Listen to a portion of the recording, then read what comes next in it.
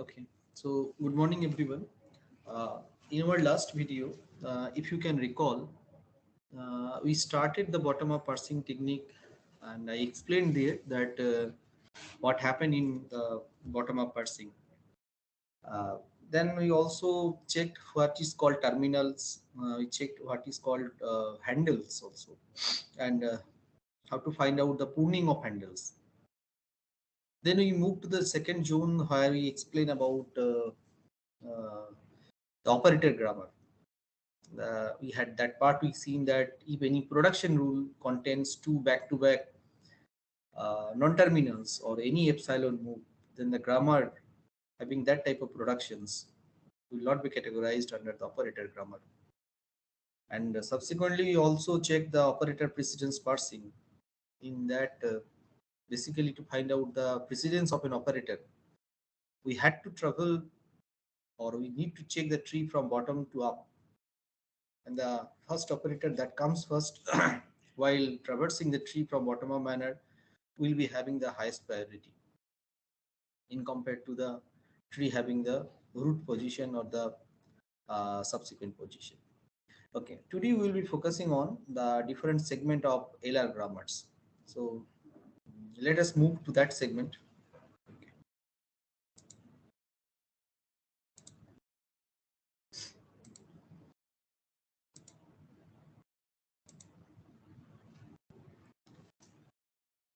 Okay.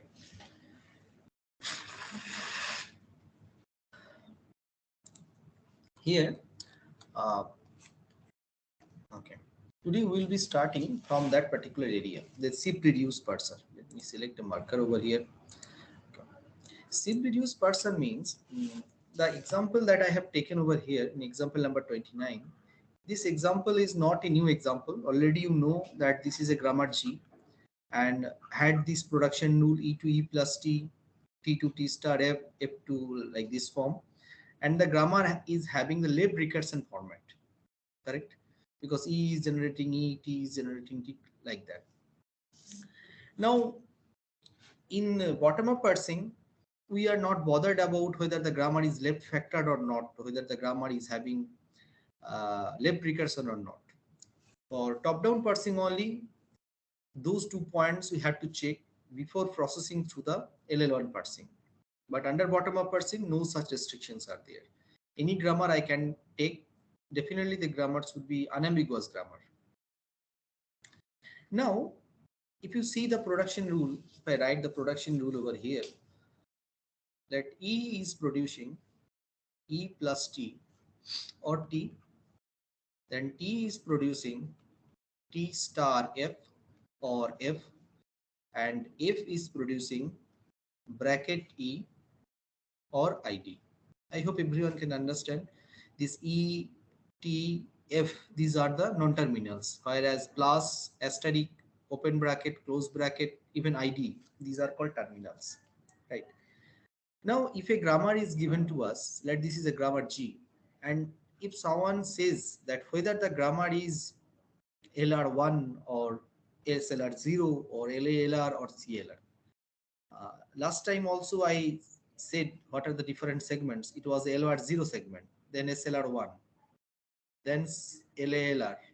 After LALR, it was a CLR. I hope you can remember that part. So first we will go for LR0 checking. So inner zone is LR0. Then the next zone is SLR1. Then next zone is LALR. Also I may write 1. And the final zone is CLR. 1 also you can write. Now, if a grammar is given to you and they have asked you to check whether the grammar is LR0 or any other categories, you cannot proceed the grammar with that grammar without augmentation. So augmentation is the first part that you have to perform over the grammar. Augmentation means, let here in different ink I am making you understand. Let I have a grammar. Let I have a grammar G1. It has a production rule. A is generating B and capital B is generating C. Right. So small not C, then let it is generating D. So B is a non-terminal and D is a terminal, which means if I draw a tree, A is generating B, or let A is generating BD, that will be good, and D is generating M. So A is generating B and D, B is generating small d, and D is generating small m. This is the equivalent tree. Now augmentation means if I add some production over here, production means if I add one more production, let I'm adding A dash to A, right? A dash not A dash to A dash, A dash to A it is, right? So this is called augmented production. Why I have to add it? Because several reasons are there for which you have to add. That means this tree that I have designed will be augmented. That means now the root node was A initially, but now I am changing the root node from A dash A to A dash. This is the architecture of the tree now, right? Initially, without augmentation, the root node was A, but after augmentation, it is changing to A dash. Why augmentation is required? Like when you see the trains, when the trains are moving now, these are the trains, compartment of the train. Now the compartment might be having an extra compartment in the beginning. Why this extra compartment is given? That compartment never carries any passenger, because if any problems are there in the tracks, correct? So the first compartment, which does not contain any passenger, will be hampered, and once it is hampered, so rest of the passengers can take a precautions that this compartment has fallen or the track has changed, so rest of the compartments can be safe.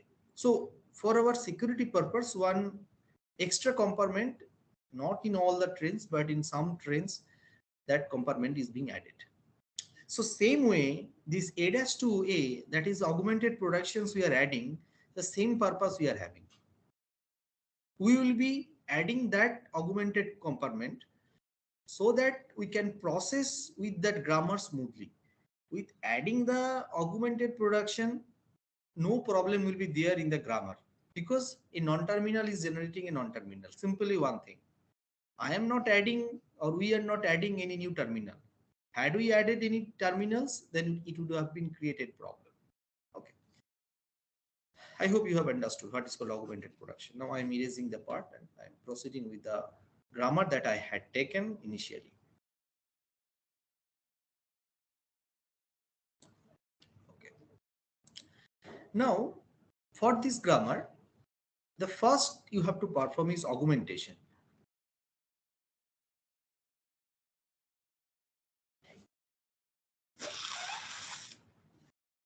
You know, as I said, once it is an augmentation process, you have to add a redundant production. So I will be adding E dash to E, and rest of the production I will be writing in the same way, E to E plus T or T, then T to T star F or F, F to bracket E or ID. So the new thing I have added, the one unit production. Actually, unit production means when a variable generates a variable, that is called unit production, E dash to E. So this production, you have to remember that in automata theory point of view, this is a well-known term, unit production. Now, after the augmentation, the next operation you have to perform, that is called closure. Closure of, here I am writing the closure of, I hope you can see it. Let me change the color. Here you have to perform the closure. Closure of the first augmented production, E dash to E. Only this production, for this production, we will be performing the closure. So what happens in the closure? Now I am extending the entire screen. Under this closure, whatever you see, what I am doing, that first we will be putting under the closure E dash to, let me change the color first. First we will be writing E dash to E, correct? And we will be putting a dot symbol over here. The first production, for which I am generating the closure, I am putting a dot symbol before the variable. What I wanted to mean, I wanted to mean that for that augmented production that I have taken, what new thing I can generate? What new thing? Closer means neighbors actually. For your house that you have, if I ask you who are the neighbors of your house, you will search through that what are the contacts. Correct. Contact means let this is your house, right? Now this is a neighbor, this is a neighbor, this is a neighbor. These four neighbors are there. Five or six neighbors are there. And let this neighbor has a connection with this neighbor has a connection with this neighbor has a connection with this neighbor or this neighbor, right? So once someone asks you to find out the closure for your house, that means you will should contain this one, this one, this one, this one, this one, and this one as well. Because they are these six are your immediate neighbors, but these are your remote neighbors. So we will take remote neighbors as well as immediate neighbors. But once this, let there is a road is there, correct, another zone is here. So once there is a road is passes through it, that means these neighbors are separated by this road. Another house is there, some neighbors are there, so I should not consider this neighbor here for this house, because some dividers are here by which I am categorizing who should be the neighbors for a house. The same architecture we will follow here, that for a production when it is being given, so we will be finding who are the neighbors for that production, right? So the neighbors e dash to dot e, first production I am writing. Now one thing you have to remember, please listen the sentences very carefully, that before any variable, here e is a variable, right? If any dot symbol is there, then you can expand that variable. That means this dot operator, let I am writing a production a b c, let x is generating a b c. So first I will be putting dot over here, next the dot will move to here, after that the dot will move to here, after that the dot will move to here. So the dot progresses in this way. So dot is an operator, one variable it will take and it will make a progress. So that means dot initially is here, after sometimes later you can expect the dot will be here. When the dot will move from here to here, that I will explain. Okay. But one thing be sure with that, the dot has a very high significance in terms of parsing technique. So e dash 2 dot e means, so e here in terms of your house, if I try to understand it, let e dash it is you, correct? Okay. Let e dash means it is you, right? And e means here this is e, your another neighbor. Now if this neighbor has any connection with any neighbors, then definitely I should take it, because first your immediate neighbor is e, and the remote neighbors also I can take. E may have some other neighbors. So what are the other neighbors E has actually? You check here that E has a neighbor E to E plus T or T. So that means E can generate E plus T can generate, or E can generate T, because two productions are here. And I should put a dot over here every time. Why the dot? Because once I try to find out the neighbor for E, I expanded E, and immediately I also have to check that whether the T that I have generated, for example, here E generates E plus T, or it generates T, correct? So T might be having another neighbor now, that is a possibility. So I should put a dot over here so that I can extend the T relationship. Or even I should put a dot over here so that I can extend the E here. Though these two e's are same, but still I am telling that whatever the variables are there, I need to explore or exploit the variable links so that I can get the entire length or the entire route.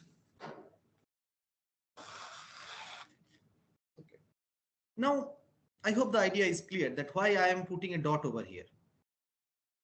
So E is generating E plus T and E is generating T. Now, here, what I am doing, I am telling that E has a neighbor E, this E, and also E has a neighbor T. So already this capital E being expanded, so I can expand T. So I am marking an arrow over here so that you can check that who are the neighbors. Right. Now I'm again changing the color so that you can track it. So that already this E is expanded initially. No need to write again. So T can be expanded now. So I should expand T here. So T can generate here dot T star F, or T can generate T2 dot F. That is a possibility. Okay, already T is being expanded. Now F is not yet expanded. Again, I am changing the color. So this X to be expanded. Okay, color has yet not been changed. So F can be expanded to here. F can generate the last production. That again I should put a dot. Then E, that is an option. So dot is erased. Or another option is there. F can generate dot ID. Right? Both the options I am having. Now, now you will be asking that whether again this bracket can be extended. No, if bracket is a terminal, so I cannot expand it. You know now only the variable can be expanded because variable are the eternal nodes of a tree. That's why it can be expanded. In the same way, ID cannot be expanded. It is a terminal. So that means closure of E is the complete set that I have shown out here. Right. I hope you can remember that, or also you have understood that closure when I am finding for this particular unit production, then I have need to check what are the neighbors for E. I find out that for E, the neighbors were E and T. These two neighbors are there, E and T. Already E is exploited, so again I exploit the T, and again I am putting dot. I see in the second, in the green color part, that T is already taken, but if it is not been explored. So again I explore F and I find out the two productions. So total 1, 2, 3, 4, 5, 6, 7 productions are there under the closure of E dash to E. I think that you should not have any doubts over here, whatever I have shown. So first we started with a grammar. Then the grammar, we perform the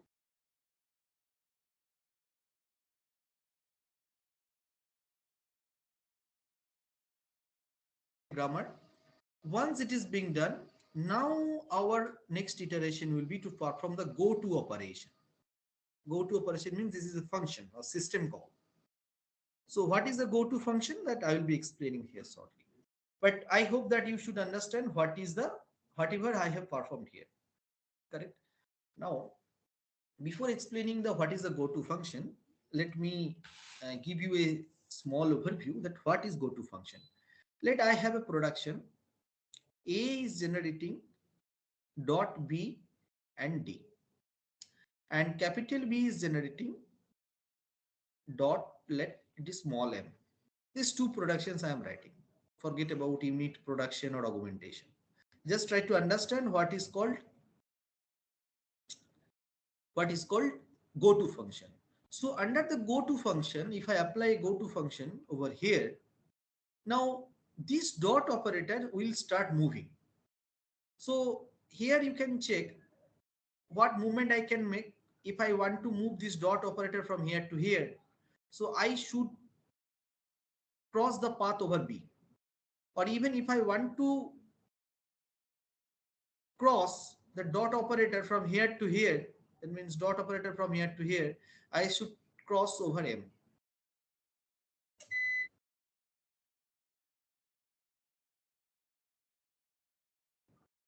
That means from here I will start traversing. Go to means I will start traversing by one character.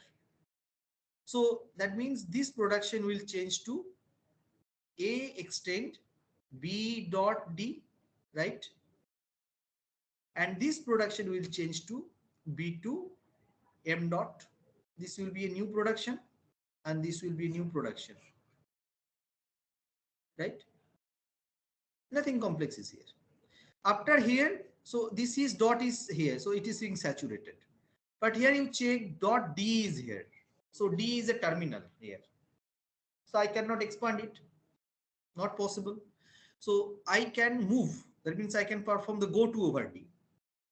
Okay, so that production will be A to B D dot, and this will be the final production, right? So I'm moving from here because dot has been moved. I can give it a state name I0 state, I can give I1 state, I can make it a I2 state, and even this is I3 state. So I hope that you have understood what is called go to function. Go to function means I am moving the dots by one character and subsequently I am marking it as a state. Now one problem not one problem, I should say, one twist I am adding over here to make this thing more clear. Uh, let I am writing the same production with different ink. A, let dot B and capital D I am adding. And let this capital B is generating dot M and D is given dot N. Right, let this is a I0 production. I0 production means I0 state. Now, if I apply the go to function, so the first go to I am applying.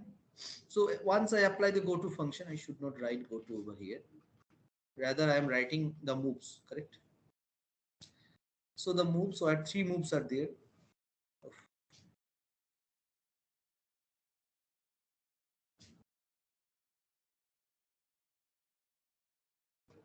One move should be over B, another move should be over N, another move should be over N. So if I move over B, it should be, okay, I will write this at the end, correct? First, let me write the second two part. B should be changing to M dot. This will be one state. And D, I am changing to D to N dot. This is another state, right? The arrow is here. For B, okay. For B, what I am doing, it will be the same thing, A to B dot D, right? But now see that D is a non-terminal. If it is a terminal, no problems were there. As it is a non-terminal, so I need to expand that production. Already I said that if after dot, if any variables are there, then that variable to be expanded. Variable means non-terminals. If it is a terminal, then I cannot expand it. So D to be expanded. And for expansion of D, I need to check the parent set. Parent set, this is called the parent set, the I0 set. So what is the production for D? D2 dot N. So I should add D2 dot N. Right? Then from here, again I will move over D. It will generate A2 BD dot. This will be one state. This is the BD dot. Dot is here at the end. Another state will be the D to N dot. This will be another state. I0 state, I can mark it I1. I can mark it I2. This is I3. This is I4 and this is I5. So two interesting phenomena I have shown here. First, once in the first example, which I have marked in blue, for that I apply the go to function. But here the D was a terminal. That's why the D was not expanded. But here the D was a non-terminal. That's why we had to expand D in this way, right? Our ideology remains same. We never changes our principle, correct? Again, I'm repeating, under the go to move, once I will be moving, we'll be moving one character by one character. And that is the reason every time you have seen LL1, LR1. That means this one signifies that how many characters I am moving. As I am moving one character by one character, that's why this one is being written. If I had written it 2, then I should have jumped from here to here in the first move. That means for B move, I should have jumped from here to BD dot.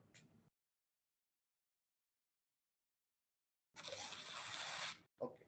Now, I have explained the what is called ambiguous grammar.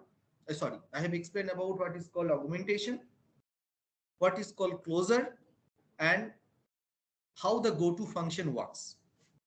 Right? Now, some more points I need to explain here. Uh, now, if I am telling that these are the states, correct? Now I am telling these are the states. I0 state. This is the I1 state. This is the I3 state, and any state contain any number of production. I cannot define. For example, here the I1 state. Here the in the blue color the I1 state was containing only one production, but here the I1 state was containing two production. Right. Now, two scenarios may have originated. Okay, actually three scenarios, but we need to consider two scenarios. The first is, let a state A to B dot, for example, and let another state is there D to M dot. Sorry, not colon, it should be dot. Dot. If any state, you should note down this point in your copy, or you should remember the sentence that I am telling. If any sentence or any state contains such production where the dot is ended, this is I0, I10 state, for example, where no further movement is possible. Correct? So this is called RR conflict. RR means reduce conflict. So A is already reduced, D is already reduced, I cannot change it. Let another scenario. Let I am adding A2, that will be good, to CB dot, okay, and okay, change it this way, BC dot, correct, and BC dot, it is M dot. Both are reduced conflict. But now if I am changing it to A2B dot C and D2 M dot. So here this is called SR conflict. Why SR conflict? Because this product, the first production which comes from A want to shift over C, because this dot operator want to shift from here to here. But D is already ended. So shift is possible for the first production, but for the second production, it is already reduced. So this is called SR conflict. Okay. Now, if the last possibility is there, let this was another state I11, for example. In another state, I am writing 8 I12. A is B dot C and D2 dot M. So both want to shift. So this is called, it is want to shift, or also it is want to shift. A want to shift and D also want to shift. So it is never called as conflict. This is a movement, SS movement. Right? So we don't have any problem with the movement. But if any conflicts are there, because you try to understand that if I consider the I10 state, I10 state, both A and D both are trapped, because they cannot move further. For this I11 state, A want to move, but D is not moving. So what decision the parser should take? Someone is telling proceed further. Some people are suggesting don't proceed further. The parser is confused. That's why it is the conflict. For the I12 category, both are telling that proceed further. A should proceed further, D should proceed further. So that means that is a movement. So no problem we have with the movement, but we have a problem with the conflict. What is called RR conflict, what is called SR conflict, I have explained. Correct. I hope you can remember. You should remember this portion. Now, Now, one I'm going to the example now. Okay, this is a big example I am showing. So here you see that this is I0 state, correct? The I0 means already in the example, if you see, uh, this is I0. I said now that the closer we perform here, this was the grammar. For that grammar, this was the augmentation. Here we perform the closer. Then I said we will perform the go to operation. Now I am showing a go to movement over the entire grammar, right? Because in short segment, I have shown what is called go to movement. And also I have explained what is called conflicts and what is called movement, right? We don't have any problem with movement. I never will mention this momentum later, but conflict terms I will mention later. Now we will be focusing on the same grammar and we will be performing the go to operation over the grammar. After performing the go to operation, we have to take a decision. Let for the I0 state, I hope you can understand. Here first, here you see the first production. This is the first production. For the first production, here they are moving over E. So what movement is possible? Here it is E. It is to E is there. So what is the movement possible? E to E dot. So two movements are possible because they can move with this E, this production, or they also can move with this second production because here also E is there. That's why the I1 state is containing two productions. E dash to E dot, E to E dot plus T. But for both the production, here the plus terminal is there, so it cannot be expanded. Here it is a stopped. Forget about the conflicts. Now, so this two is done. Now for the third one, I can move over T. Also, this for the fourth production, I also can move. So E to T dot possibility, and also T to T dot star F. Here also the plus is a terminal, so no further expansion is possible. Okay. Now for the bracket symbol, okay, I have not moved over F. So F movement is shown over here because only single movement is there, T to F dot, I3 state. For ID, only single movement F to ID dot. But for bracket, you see, for this, for bracket, the dot operator will come here. Once the dot operator will come here, you should expand E. So I'm erasing here first. Otherwise, you will be confused. Now let's check that here E is being expanded. Here C, check, this is the bracket symbol. And now this bracket symbol, when I am moving, this dot operator is coming here. So here in the first production, the dot operator is coming.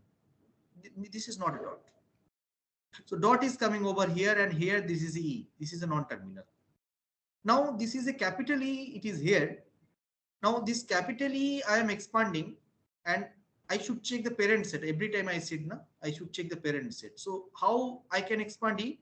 So I am checking this set, I0 state, because E expansion is here. E can be expanded to dot T, correct? E can be expanded to dot T. T can be expanded to dot T star F. All, or T can be expanded to dot F. Both possibilities are there. You should check the parent set. Again, F can be expanded to either this F or this F. And right, you can, I hope that you can understood. And then finally, this E was there because another production was here, E to E dot T. I should have considered initially. I forgot to write here. At the end, I had written it here. So this is the set for I4, right? So in this way, you need to generate the entire propagation movements, right? After making the propagation movement over here, we have to take some decisions, right? Now I can tell what decisions you should take, but today I will not be telling. Rather, I will be asking you to practice this example, and you should generate exactly the same set that I have built up here. Tomorrow in the next video, I will explain that what decision you should take over the state transition diagram that I have made. And you should generate all the possible state that are you can make. Here you can check there is a self loop is there.